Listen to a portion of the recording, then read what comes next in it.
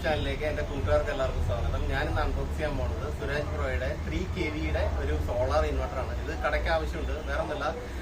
കടയിൽ ഞാൻ office room താഴത്ത് സെറ്റ് ചെയ്തിട്ടുണ്ട്. അപ്പോൾ അതിലേക്കും കൂടെ വേണ്ടി പവർ സപ്ലൈ കണക്ട് ചെയ്യാൻ വേണ്ടിയാണ് ഇത് എടുത്തേക്കുന്നത്. കടയ്ക്ക് മൊത്തം ഒരു 1500 വാട്ട്സ് 2000 വാട്ട്സിൻ്റെ അടുത്ത് ആവശ്യമുണ്ട്. അപ്പോൾ അതിലേക്ക് മൊത്തം ലോഡായിട്ട് ഞങ്ങൾ സുരാജ് പ്രോയുടെ ഒരു ഇൻവെർട്ടർ ഓർഡർ ചെയ്തിട്ടുണ്ട്.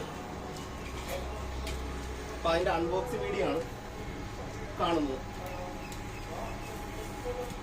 ഇത് ഓൺലൈനായിട്ടാണ് ഓർഡർ ചെയ്തത്.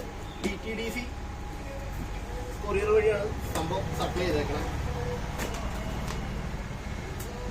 ഇതിനൊപ്പം വരുന്നത് ഒരു ബാറ്ററി കേബിൾ വന്നിട്ടുണ്ട്. കാരണം ഇത് 2 ബാറ്ററിയാണ് ഇതിൽ ഉപയോഗിക്കുന്നത്. 2 ബാറ്ററി എന്ന് വെച്ച് കഴിഞ്ഞാൽ 24 വോൾട്ടാണ് ഇതിന്റെ ഇൻപുട്ട് കൊടുക്കുന്നത്. അതുകൊണ്ട് ബാറ്ററി പാരൽ ചെയ്യേണ്ടി വരും, പാരലല്ല സീരീസ് ചെയ്യേണ്ടി വരും. അതിനോടൊരു ജമ്പർ കേബിൾ കൂടി ഇതിൽ ഇട്ടിട്ടുണ്ട്.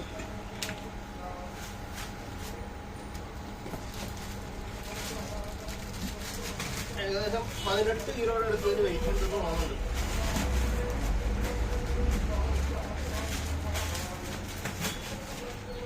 പൊങ്ങണം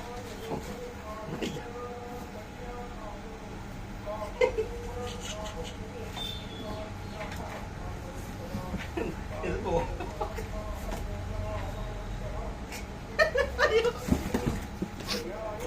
വെയിറ്റ് തീരെ കുറവാണ്.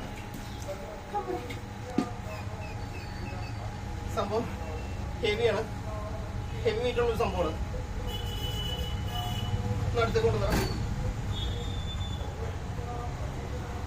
പിന്നെ കൺട്രോൾ ബോക്സ് ഉണ്ട്.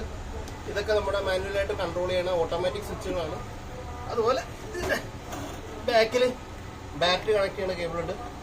സോളാർ ബൈപ്പാസ് ചെയ്യുന്ന സ്വിച്ച് ഉണ്ട്. അതായത് ഇൻ കേസ് ഇതിന് എന്തെങ്കിലും കംപ്ലൈൻറ്റ് പറ്റി കഴിഞ്ഞിട്ടുണ്ടെങ്കിൽ ഇത് താഴത്തേക്ക് ഇട്ട് കഴിഞ്ഞിട്ടുണ്ടെങ്കിൽ ബൈപ്പാസ് ആവും. അപ്പോൾ ഇത് ഓഫ് ലൈനിലേക്ക് വരും.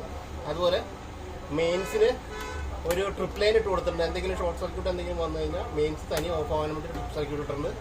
പിന്നെ ബാറ്ററി കണക്ടറിൽ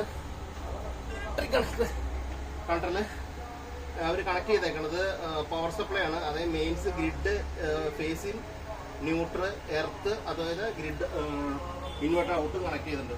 പിന്നെ ഇത് സോളാർ പാനലിലേക്കുള്ള കണക്ഷനാണ്. ഇതെടുത്ത് പൊക്കിയപ്പോഴേ കയ്യടായി. മതി